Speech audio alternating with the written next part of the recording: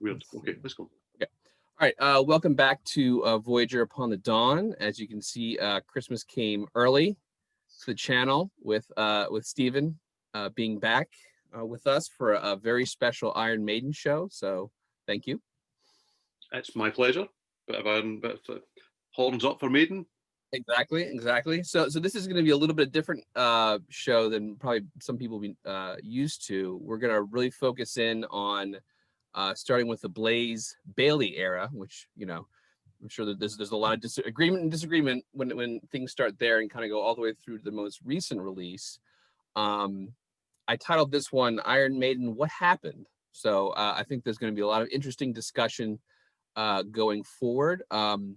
Just up front, so everyone knows, Iron Maiden is probably my favorite band of all time, and overwhelmingly, considering that they've put out, I think, 16 studio albums, there's a lot of good stuff here. There's a lot of good stuff. So even if there's some things that we don't like, they're icons and legends for a reason. I would just say that. So, Steven, if you just kind of want to talk a little bit on, just real briefly, on the kind of the classic era and kind of how you came to know Iron Maiden. Well, I came to know Iron Maiden how I did most bands in that era, which was really through my elder brother, who's 4 years older than I am, if that's possible. And he just introduced me to a whole load of music that was, heavy and happening at the time. So this is classic Maiden. It's a lump of vinyl. So you got Iron Maiden and you've got Killers with, of course, phenomenal Derek Riggs artwork on there. Eddie the mascot, through going through more pain as they go through the catalogue. Di'Anno left after the second album, Killers. Number of the Beast, album number 3. So we've got Bruce Air Raid Siren Dickinson at this stage, who joined from Samson. He was known prior to that as Bruce. Don't know why. He's probably the highlight of Samson at that stage, although they were an excellent band. Number of the Beast is seen by many as arguably the pinnacle. Certainly the pinnacle for some, I would say. But you've got genuine classics on here, such as The Number of the Beast, Run to the Hills, Hallowed Be Thy Name. Fantastic album. One of my personal favourites, probably because I came in round about Peace of Mind. I really like this album. You've now got Nico McBrain on drums, part of the band, Steve Harris, Dave Murray, Adrian Smith, the rest of the band at this stage, not all the way through. And it's just a phenomenal thing, all the lyrics and all the art. Peace of Mind has the Trooper on it, which is just a phenomenal song. That's a real classic, bona fide Maiden at their best. Then you go into Power Slave, Aces High, 2 Minutes to Midnight. The first of arguably something that would maybe come later on with Rime of the Ancient Mariner. We're starting to stretch out a little bit. We're starting to come away a little bit from that new wave of British heavy metal sort of sound. They started with a lot of a punk element in the first couple of albums, much more heavy metal from there on in, as this is too. Galloping drums. I mean, Nico McBrain is the king of the drum fill, which I adore, I have to say. I just love the artwork on this album. I spent hours and hours reading all the little hieroglyphs, and I think R2D2 is on here, and a whole load of stuff that was just fantastic. One of the best live of all time, Live After Death, which was then followed by a bit of a sideways move somewhere in time. We've got synths and things beginning to sort of show that work is just out of this world at this stage. Like the little nods to the past with posters and various things. And then we've got Seventh Son of a Seventh Son. And this is the pinnacle for other people. There's a much more strong kind of synth element, which I don't think we ever thought we'd see from Maiden at that stage. This was the first tour that I saw the band on.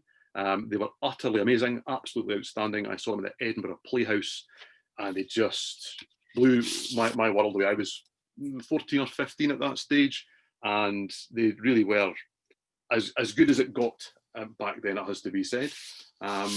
So that to me personally is the classic era. And not defined through my vinyl collection, but that's where the vinyl ends and the CDs start. That's more of a coincidence than anything else. And I'll let you take over from there. So what do you think about what comes next? Yeah, so just to kind of, I'm glad you brought up the vinyl versus the CD aspect of this, because I think as we go forward from this point, the transition from vinyl, which is a very, some would say limiting a form, where you're talking roughly 44 minutes, right? So you got to be concise, concise, and you got to fit it all in a relatively small package to the CD, where you're talking 70 plus minutes, where there isn't the necessity to really kind of cut either the number of songs or the individual song down, so you can really stretch things out. Totally agree. As far as the classical era, Seventh Son that's the one for me that kind of is top notch. Power Slave just a little bit below that one, but I love them all. Really, all those albums I think are fantastic. Not a weak song on this one. No, not a single weak moment on here. Maybe not my favorite, but not a weak moment. That's rare. Absolutely. And then to that point, the idea of kind of filler. People talk about filler with Iron Maiden a lot. I think once, at least in my opinion, once we kind of hit here going forward, there's a lot. Almost everything you're going to get, there's going to be at least a little bit of filler. Don't love the next two albums. I know they made a lot of changes. One of the biggest aspects for me that changed, so did a little research. So starting with No Prayer for the Dying, I believe that's where they did the recording at Steve Harris's personal studio on his estate. And it was very much sort of a reaction, in my opinion, to kind of Seventh Son, where it's like, okay, we're going to go back to the basics. It's almost kind of a new wave of heavy British heavy metal kind of feel to it. And so one of the quick gems of sort of revisiting this era of things, have you ever heard Adrian Smith's solo project called ASAP from 1999? I've got the vinyl through in the other room. Yes, I quite like Silver and Gold as an album. I have to say, it's one of those underrated. It's more melodic. I think it's not so in your face as Maiden. It's probably not what Maiden fans were looking for, I don't think. And that's maybe why it, for want of a better turn of phrase, failed quite spectacularly in terms of popularity. And then what, of course, he did next, which was not very much for a period of time. But to me, it's one of those albums that I go back to quite regularly and think, what if? That should have launched something else entirely, because I really like it, I have to say. Yeah, it was so. For preparing for the show, that's the first time I ever heard it, and pretty much for the first, I'd say 15 to 30 seconds, I was like, I really need to ask Steven, because this is very much in his wheelhouse. I'm pretty sure if he hasn't heard it, he would love it. So, good to hear. I think it's fantastic. I think. Yeah, I went and bought the single. It's an interesting, obviously Adrian Smith. That this is sort of where he splits off, but it's interesting to compare ASAP to No Prayer for the Dying, and to see where things kind of broke off at that point. Yeah. And then obviously Yannick Gers, I think I'm saying that correctly. I think so. This is where he comes in, and I think, to sort of transition a little bit into the Blaze era, because you're talking about replacements. So you're talking Yannick replacing Adrian, eventually Blaze replacing Bruce. I think a lot of the negative reaction isn't necessarily associated with them and their abilities. It's probably more you're replacing someone who I really loved and I really looked up to. And I think a lot of that kind of clouds what came next, because I think he's a great guitarist. I think as a songwriter, I've no complaints. There's a ton of songs that he's written that I've really liked. But for the sake of time, you want to go into the X Factor, because this was, speaking of gems, this is something that revisiting really changed my mind. So okay. Well, we had No Prayer for the Dying, okay, with Gers, and then we went into Fear of the Dark. Okay, I think it's a little bit better. I think it's less uneven than No Prayer. I don't really like that album at all, to be honest. One of the few Maiden albums, I'll tell you, that I really don't listen to at all anymore. And then we went into The X Factor and Virtual 11. Okay, so those are the two albums that have Blaze Bayley on them. And Blaze was in a band called Wolfsbane prior to his time with Maiden. And I really liked Wolfsbane at the time. They were a kind of rough and ready British metal band, a bit not silly. They didn't take themselves very seriously, is maybe a better way of putting it. But the level of talent within the band was pretty fantastic, it has to be said. And I think they were very much seen as maybe Maiden's younger brother at the time, kind of one of the very few that could maybe come through and take Maiden's mantle at some point. I mean, they didn't really sound all that similar, but you can see why people would say that. But they had a talent there, and they had really begun to build up something of a cult following.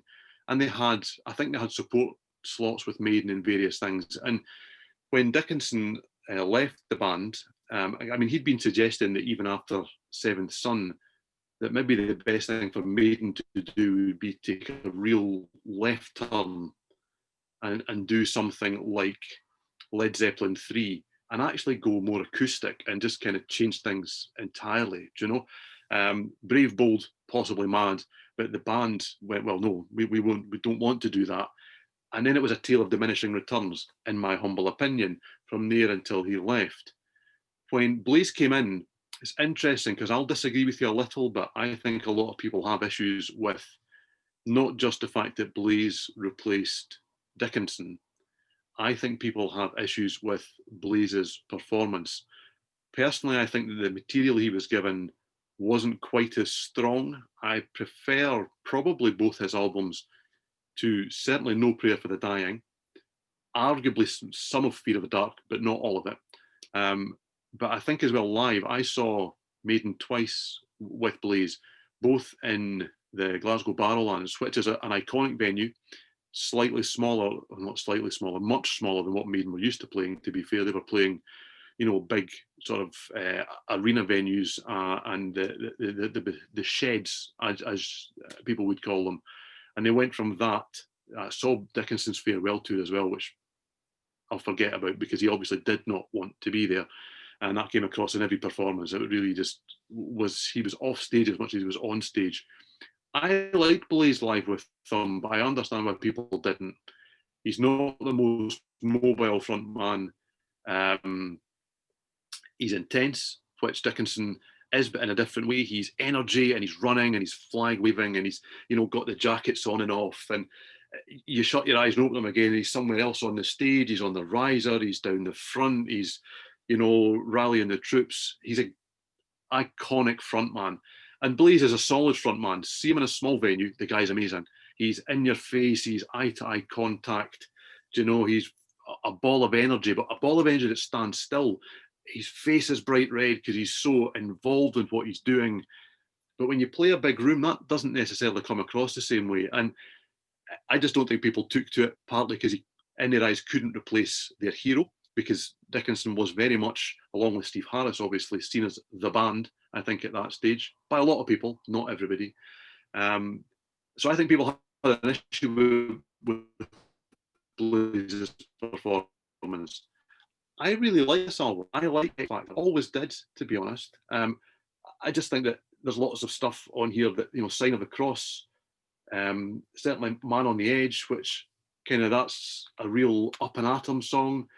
But to me, what started to happen here was a change in style more than anything else. This is where, and maybe more so on Till 11, with, songs like they become more drawn out.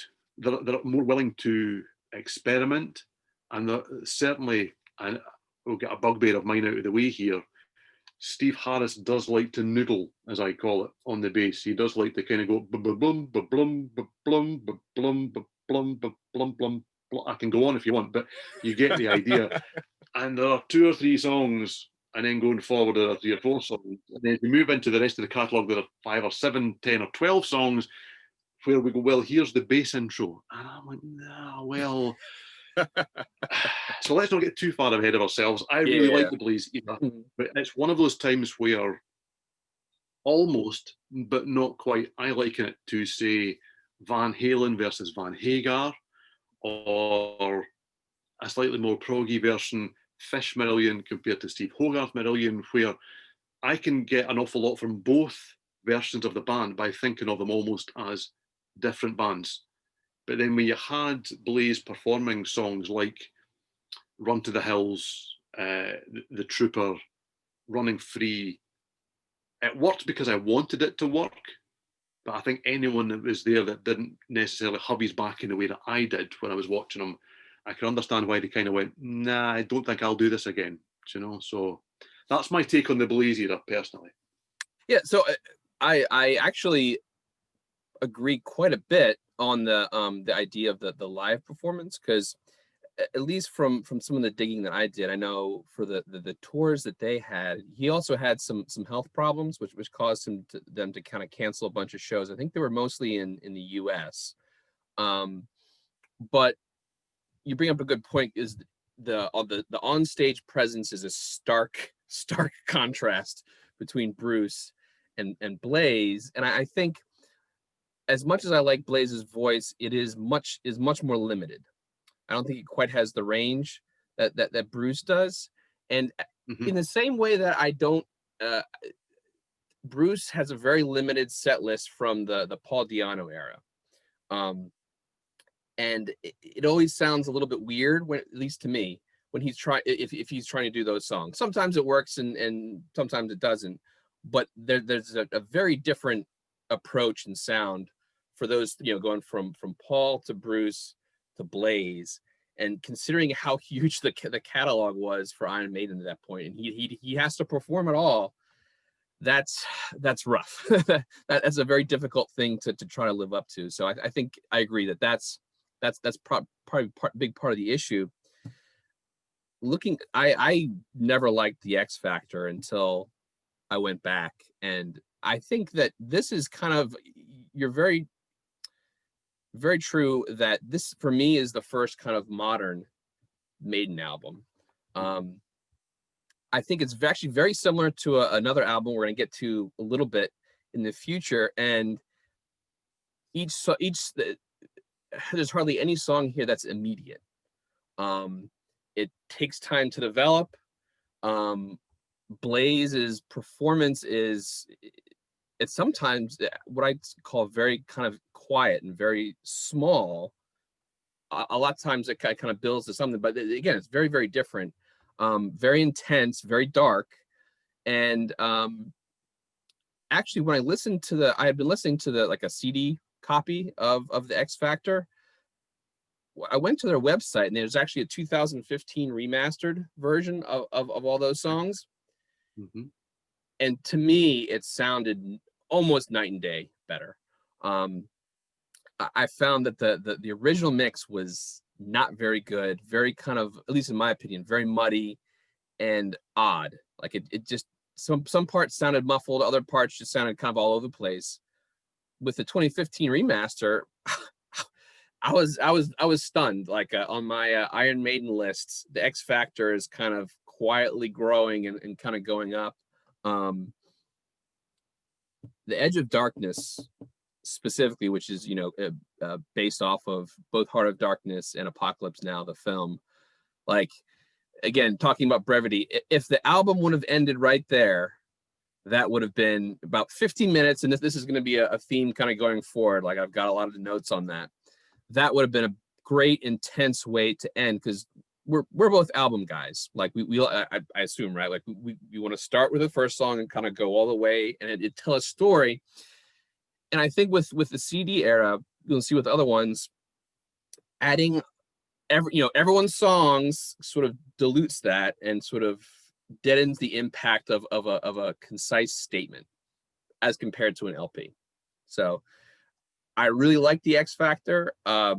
My opinions on Virtual 11, we'll just say the less said, the better. There's a couple good songs, but I really do not like Virtual X1/Virtual 11. Klansman's very good, but yeah, I'll stay positive and move forward to to the reunion. And we talked a little bit about Brave New World kind of going forward, but if you just got your initial opinions on the reunion. I don't know how I felt about it at the time, because Bruce Dickinson had built an interesting solo career, starting from Balls to Picasso, which was an album that kind of changed things a little bit, but played to his strengths at the same time. Unfocused but underrated, I would say. Then Skunk Works kind of moderned things up a little bit. I really like that album. I go back to it quite often. And then slowly but surely, and then with the introduction of Adrian Smith into his solo band as well, Bruce slowly but surely, in my humble opinion, started to create better heavy metal albums than Iron Maiden. So when it was announced that he was coming back into Maiden, and nothing against Yannick Yers, I may add, but when they were going to keep the three guitarists, I can, okay, so Adrian Smith came back to join Dave Murray and Yannick as well at that stage. So it was a massive thing. It was probably the biggest reunion since Aerosmith had got back together, and the media loved it. I wasn't so sure. And then I heard this, and I loved it. This is one of, in my opinion, the best albums that Maiden ever produced. I adore Brave New World. I just think that right from The Wicker Man, which was an early single as well, through Blood Brothers, The Fallen Angel, The Nomad, Out of the Silent Planet, I just, it absolutely blew me away, because I had just not anticipated what they'd done. They seemed to be able to draw a little bit from what Dickinson had been doing, a little bit from what they'd been doing themselves with Blaze, and a whole lot from the early years, without simply going out and remaking Power Slave or Seventh Son or Number of the Beast. It's got a little bit of all of those, but it doesn't sound like any of those. And it's got a little bit of what happened since, and it doesn't sound like either strand of what, the conglomeration were doing. It's just a fantastic heavy metal album with catchy, memorable songs. And I saw them on this tour, and it came across like that too, it has to be said. They played as Maiden want to. Sometimes they play all the old stuff, sometimes they play lots of new stuff. Some fans like that, some don't, but they played quite a lot of this at the time, and it came across fantastically well. And this was an absolute revolution. I was excited. I got over my reservations, bought the singles, bought the album on day of release, was blown away by it, and suddenly Maiden were back. Awesome. Yeah, just a real, before talk about Brave New World, in my very humble opinion, I think Bruce Dickinson's The Chemical Wedding is probably the best album of the 90s era between either Maiden or Adrian and Bruce. The Chemical Wedding is probably, I think, my favorite, in my opinion. So, yeah, I'm not going to argue against that, to be fair, because I think it's a heaviest statement. I quite like Accident of Birth as well, but The Chemical Wedding just seems to be the culmination of everything that he was doing at that stage, and it's just a cohesive album that steamrollers over you, but without just using all those old tropes that I think that he'd maybe began to fall into a little bit with The Accident of Birth. That was almost like, I can still do metal. I love that album, don't get me wrong, but The Chemical Wedding seemed to be, I can still do metal, and you better believe it. So yeah, when you go, sorry. No, it's a great point, because I think it looks forward, in my opinion, to kind of what was to come with Brave New World. We talked about in the last show, but this is where I came to Maiden. I like all the songs. There's a couple that, again, if you had to trim it down to the LP, I think Blood Brothers is great live. This is gonna be maybe a little controversial, but I like it much better live than I do in the album. But for the most part, there you go. There's not a, talking about filler, it's fantastic, and I mirror everything that you have to say there. It's fantastic. I mean, I think this is probably where most sort of going forward now, fans are maybe a little bit divided kind of going forward. But real briefly, after Brave New World, that's really when I kind of got into metal in general. And by the time that Dance of Death came around, I was sort of like so far into every subgenre and all the more modern stuff that I kind of really wasn't, Maiden really wasn't on my radar by the time things came back, and my tastes in those years had sort of like expanded into death and symphonic and black, like all the subgenres. And then kind of coming back, it's like, oh, this is kind of tame. Now my opinion has changed in the preceding years, but what's your opinion on Dance of Death?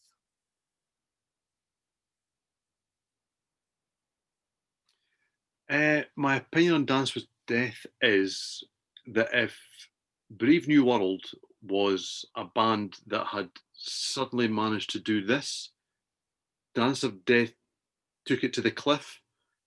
And to me, it pushed it over the edge. I'll be honest with you, and spoiler alert for the rest of what we're going to talk about here, I'm confused from here on in, I have to say. Now, that's maybe an age thing, okay? So, old man in the room alert, but at this stage, I don't really recognize much of what goes on here as being Maiden. Now, I'm all for bands who can evolve. I'm all for bands that don't want to repeat themselves. I don't think that's a band repeating themselves, for example. That's a definite strength. But you can go and try slightly different things, and you still have to remember to write at least some memorable tunes. And I have to be honest, as I put this on the other day, just as preparation to come and have a chat.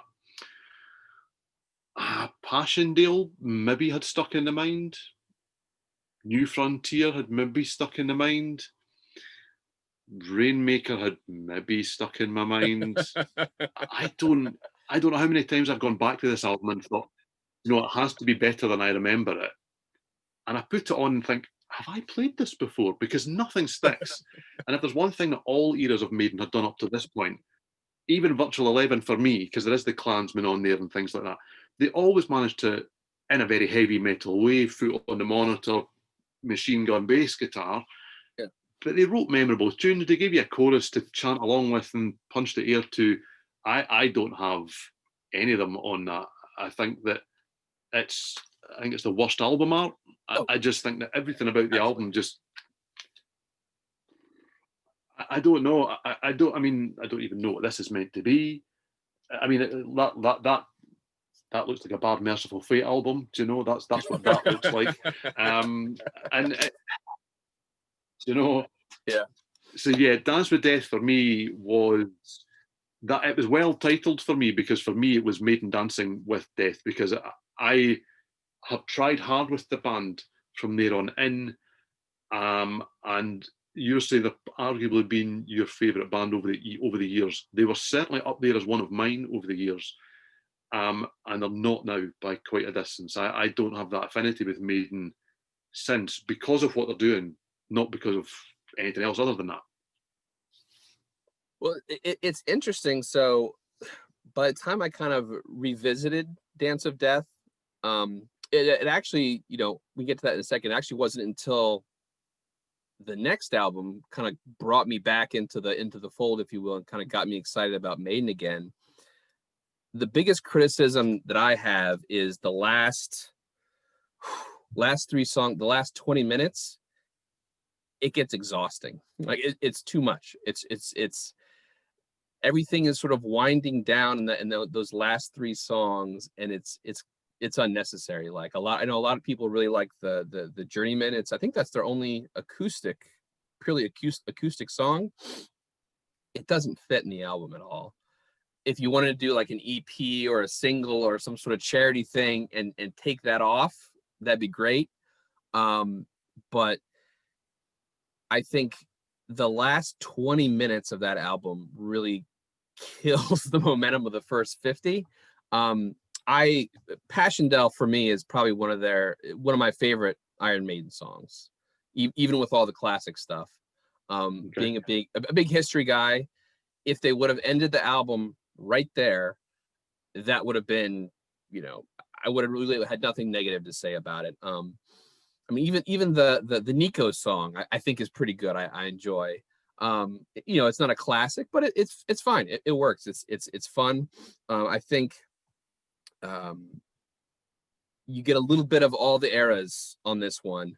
And between Dance of Death and Passchendaele, it really those are the songs that you're really kind of going to see going forward with the matter of life and death, which as far as the latter era goes, if we kind of transition to that, I love that album, but maybe Steven has a different opinion. So if you want to talk about a matter of life and death. Well, I like the artwork. No, this is a massive step back up. It's a massive step back up. I'm not quite as bad as that with it.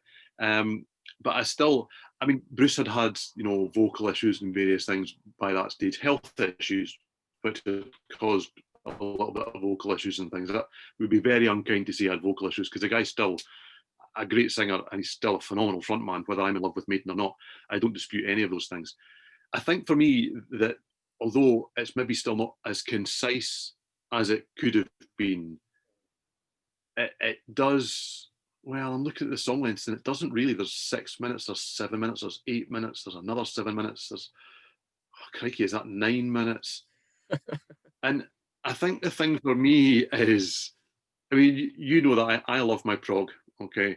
And because Maiden meander around for a little while before they get to the point now, and because they have a tendency to write songs that arguably could lose a couple of minutes here or there, in my called a prog band. And I know that the whole point of progressive music is to be progressive, it's to evolve, it's to change, it's to go with different moods and different tones and different textures. And there's a prog metal element here because they do slow things down. They are looking for atmosphere, but obviously there's still some galloping riffs and some phenomenal drumming that's going on. But they're not a prog band to me. This is a metal band that are boring in between the metal songs. And that's a bit tough on this album, because I'll be honest and say I do like this album. I can't remember the last time, up until coming back to listen to it again for this, that I thought, this is where I want to go and listen to Maiden. I do, as I said earlier on, and a little bit of a joke and a little bit of a laugh, but maybe not really, because there is maybe an age element here, because Maiden were sacrosanct when I was younger. When I was young, getting into metal and rock, realistically, the only heavy rock bands that my friends had heard of were Maiden and AC/DC. Those were the only kind of mainstream acts that were, going to be on Top of the Pops or whatever it may be, and people would have heard of them. So these were sacrosanct bands to me. And that era of Maiden, certainly from Number of the Beast through to City, I had numerous Maiden t-shirts. And I've seen them 7 or 8, 9 times over the years, headlining Donington and various things. And maybe I do hold that up on a pedestal that they'll never re-achieve. So that's maybe my baggage, to be fair. But musically, I find it difficult to actually relate this band to much of what comes prior. And I do like this. Some of the stuff on this, the reincarnation of Benjamin Brieg is really good. These colours don't run, I must admit. There's much more of this album that I look at the titles and think, yeah, I know that song, I can sing that song. However, it doesn't get to the point quick enough for me. And I am a guy that will happily sit and listen to a 2-disc concept album and take it all in one sitting. I don't need everything to be, the final countdown so that I can just, get to the chorus or whatever it may be. But the journey's not exciting enough for me to wait for the songs to happen. And that's maybe the message here. And it'll tell you everything that when we talk about the last 2 albums, I can't actually show you them because I must admit I haven't bought them. So that tells you all you need to know, really. Yeah. So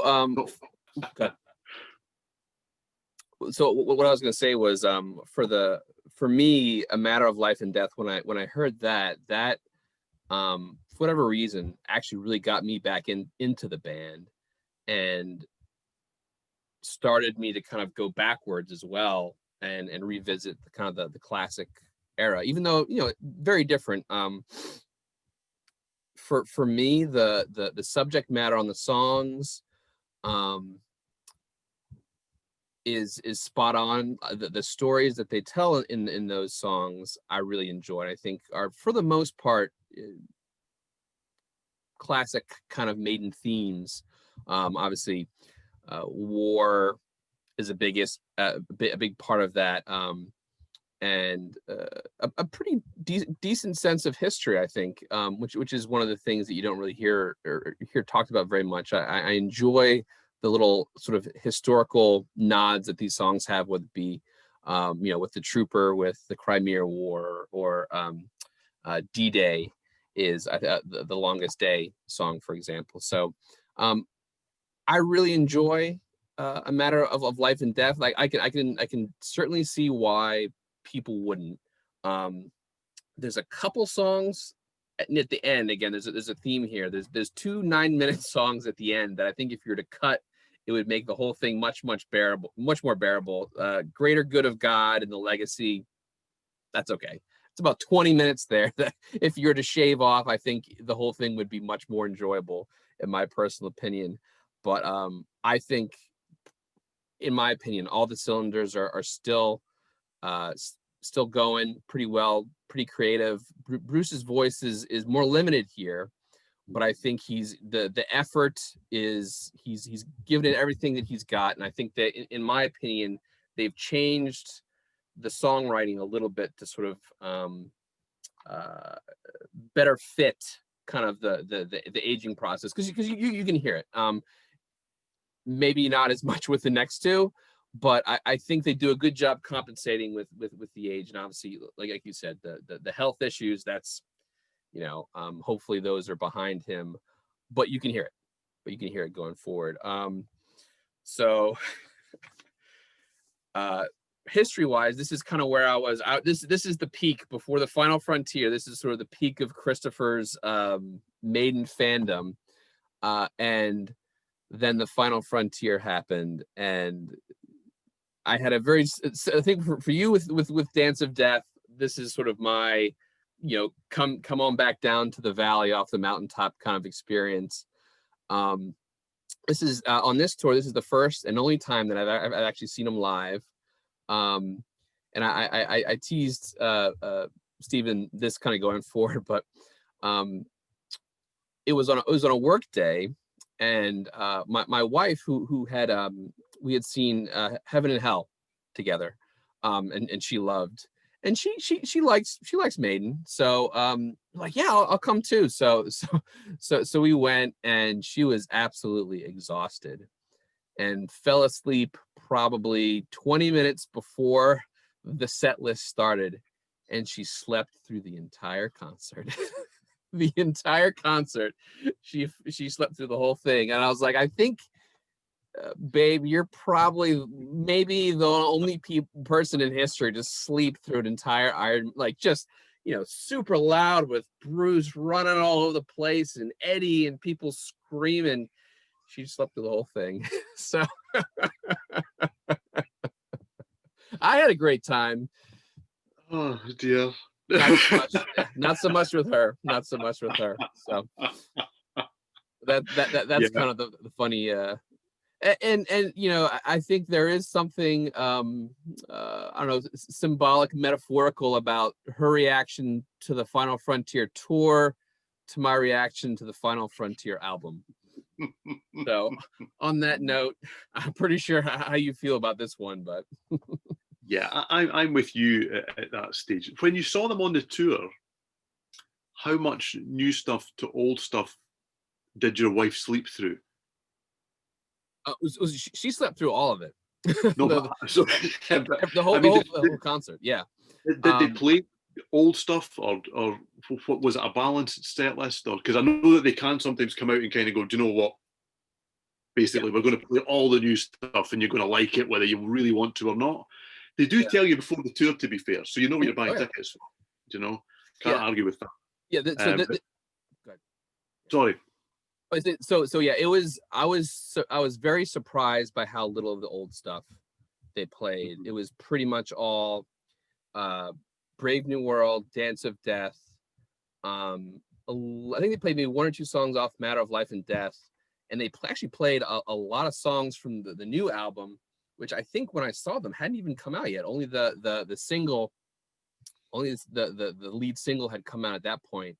So it was a little bit of a weird experience in general, because I think 2 or 3 songs they played nobody had heard yet. So it was an odd sort of experience, and there wasn't too much whining and complaining, at least at the venue. People were excited to see them, but I know for that tour specifically, I had heard some negative feedback on it. Oh, you're not playing any of the old stuff, kind of a thing, which is probably the reason now why they do sort of a legacy tour where here's a section of, let's say, Somewhere in Time and Seventh Son, and then the next album is devoted to the new stuff. So yeah, I mean, I tip my hat to them, because I mean, for a band to remain that excited about what they're doing, to want to go out and showcase that amount of new music. I mean, as people can see, I'm a Kiss fan, always have been, however, I mean, I've still got to see them every time they come to Scotland over the years, from I think Crazy Nights onwards, so long time ago. And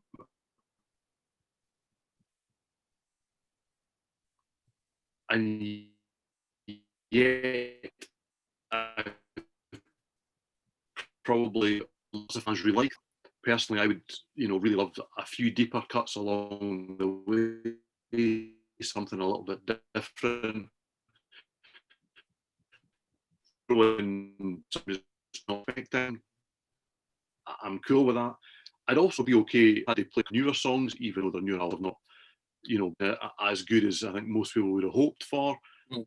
But I think it's a big ask of a crowd, all listen to half an hour worth, even in a 2-hour set of music that they just don't really know.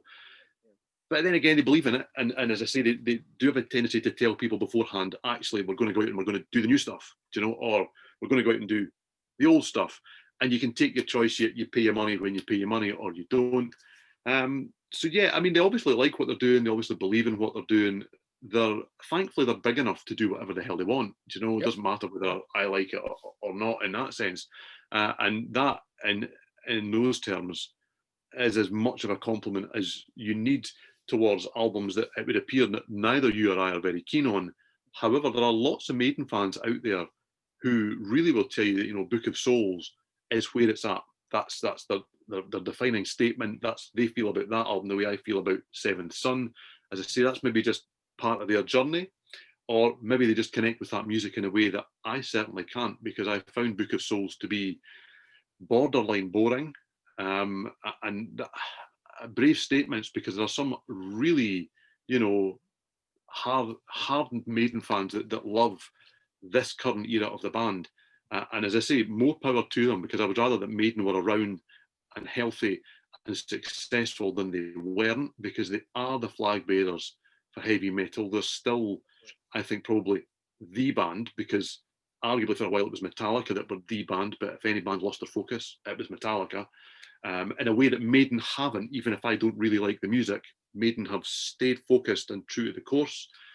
But it just doesn't work for me personally. I don't really enjoy the three guitar era of the band either, even live. As a spectacle, it's exciting. I don't really know what the three guitars brings to it in terms of music, and certainly in the classic songs, you just, sometimes it's a little cluttered. Sometimes I'm even wondering if there's three guitars playing. It's a little weird for me. And the three guitarists are excellent at what they do. Yannick's maybe more of an overt showman. You know, he's got the flicks and the tricks with the guitar going round. The other two, yeah. And the guy, I mean, visually, you can't take your eyes off him. So he brings that strength to the band. I think that Murray and Smith are a little bit more studious in what they do, but they're still running around. They're still into it. Maybe more Dave than Adrian in the movement sort of way. But Adrian's a great guitarist and a great songwriter. And one of my favourites, I have to say, of the band and what he brought to the band, and you know, the stuff that he's brought forward in that sense. And he's got another project, I think, just about to start off. I actually can't remember who it's with. That's terrible. Should have looked it up before I came on. But you know, it's great to see the band, you know, still expanding and doing things like that. And it kind of breaks my heart a little that I can't be more enthusiastic about what they're doing right now, because you know, they're part of my story through music and metal, and they've introduced me to so many bands that have copied and aped and then evolved themselves. Halloween being probably the best example of that, a band that really just picked up the Maiden sound, gave it a little bit of their own spin early on, and then went and did something slightly different. And now I prefer what Halloween are doing over what Maiden are doing. And it feels a little wrong. I feel like I've been a little bit unfaithful, for want of a better term of praise. You know? But there you go. So, yeah. How does Book of Souls rank for you? So I think the bringing up the three guitar era really touches at something that I've written quite a bit about here. The idea that I think for them, stability and continuity is more important than sort of really pushing the envelope and really challenging themselves, and really kind of not including. If you think about it, they've got 5 songwriters in this band, and for the most part, they're all pretty good. Yep. And on Book of Souls specifically, I read, I think Adrian said it, each individual band member brought an hour of music to those recording sessions. An hour, which is probably one of the reasons why, you know, it ended up being as long, you know, a double album. And I think at this point in time, considering how low they got in the Blaze era as a result of sort of the instability of the members, I think at this point, at least from what seems to me, they're stable in their relationships with each other. They're stable in kind of what they want to do, the touring schedule, and they don't want to mess that up. And I can respect that for sure. You know, if they're happy, who am I to say? Who am I to say, you know, any different, right? You know, they're having a blast out there. Book of Souls specifically, I think there's probably very good, maybe 30 minutes worth of music amongst what 2.5 hours. I don't even know how long this thing is. The only real standout to me is Empire of the Clouds. Interestingly enough, you mentioned some of the places that Bruce wanted the band to go. This is, I think, just a little bit of taste at the very, very end of kind of what he was thinking of, because, you know, you're talking about a piano kind of ballady introduction before going into, you know, your sort of typical Maiden historical historical story. And I like that. It's obviously it's very similar to Rime of the Ancient Mariner, but for the most part, there's not a lot. There's not a lot on this one. And I thought I liked it better than when I went back And I was just like, oh, this is laborious trying to get through these, 10-minute songs where the noodly bits are just too much. I can't take it anymore, kind of a thing. So I think, I'm probably in a similar place with you when it comes to Maiden, as far as what they're doing right now. And meaning, for me, they'll always be the kings of heavy metal. They're always going to be the flag bearers. I wish them nothing but the best. Keep touring, keep making music. Even if people don't like it, it's their choice to say I don't want to listen to it. But to kind of bring all this together here at the end, I think whether you're just a classics only guy, whether you can kind of expand it out to maybe just Brave New World or something like that. If you haven't experienced, listened very much from the Blaze era, from the Reunion era, give it a shot. Give it a chance. Just because it's not kind of what either you grew up with or what you're familiar with, there's a good chance that there might be a lot of great stuff to discover in there. Yeah, I mean, lots of love for the new era of the band. I mean, we've been a bit down on it here, maybe more than a bit down on it here. They're still a ginormous band, and they're still, and I mean, sales for nobody is what they used to be. But when Maiden arrive with new music, and it's been 5 years, nearly 6 years now since we've had new music, that's a long time, it has to be said. The world stops for Maiden. The music world just goes on pause because Iron Maiden are about to do something. What a great place to be, Yep. And I can't begrudge them. And I'm saying that Metallica lost focus. I mean, Metallica got to a stage where they could do whatever the hell Metallica wanted to do. At least when Maiden are doing whatever the hell they want to do, they seem to have taken, I think, more of the fans with them. I mean, Metallica's still a massive band, and they're still a great band, and they've had a phenomenal catalogue of material. However, I think the difference that Maiden's fans seem to, I think, still be much more on board. I think there are maybe factions a little bit now where maybe I fall into one faction, I think you maybe fall into the next faction, and then there's a faction that are still loving everything that's happening now. But why the hell shouldn't they do whatever the hell they want? Do you know? Yeah. I mean, at the stage they're at, who's going to sit Maiden down and say, guys, what you need to do to be successful is, they know exactly what they're doing, and they know it 100 times better than I ever will. Whatever recipe for success there is, well, they wrote it, so who can argue with that? So I must admit that I was going to say if and when, but I hope it's a when new music is announced, I will probably still be as excited as I ever am when I hear of a Maiden thing coming. Admittedly, now more in hope than expectation. But I really hope that they can turn around. For me, has now been, I think, a 3-album slump. It's not really a 4-album slump. That's a slump.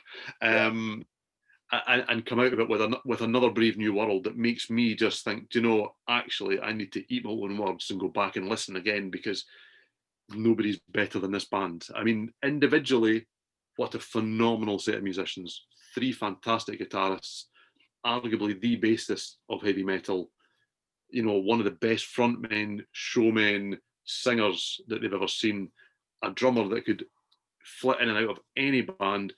But more important than that, you hear Nico McBrain play and you know exactly who it is straight away. He's got a tone and he's got a sound, but he's got, fills that can only be him.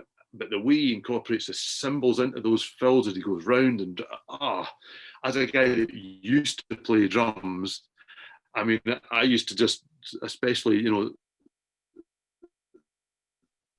the Somewhere in Time album is just, I used to, kill my arms trying to keep up with Nico. It's a great collection of musicians.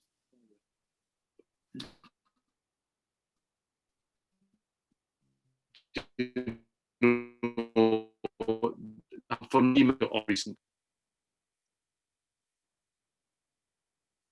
Yeah, that's, I mean, the last thing I'll say before we wrap it up is, especially with as far as context goes, I think there's very few bands that have done sort of the back half of their catalog and the later end of their career as well as Maiden has. There may be, maybe that's a discussion for another time. I can only think of a couple, of bands that really, have kept the fire and, consistently put out great music. You're talking what, 40 years into their existence, So yeah, I think when it comes to Iron Maiden in general, even if there's parts that we like and don't like, Up the Irons, it's great stuff. As far as you, the gentle listener, if you've got opinions, feel free to put them in the comment sections. If you love the Book of Souls and you love Final Frontier and you think we're a bunch of idiots, fine, great, no problem. that's all good stuff. The discussion is the important part. So again, well, Merry Christmas to everyone. I don't think we're going to have anything before Christmas, so wish everyone a safe and happy Christmas and New Year. And again, thank you so much, Steven, for being on. It's a blast. It's a highlight to be able to talk to you. So thank you so much. Pleasure's all mine. And yes, Merry Christmas, everyone. And yes, please give this a listen. Go back, listen to Maiden, and tell us why we know absolutely nothing. That would be perfect. Exactly. Absolutely. I think that's a great place to end things. So thank you.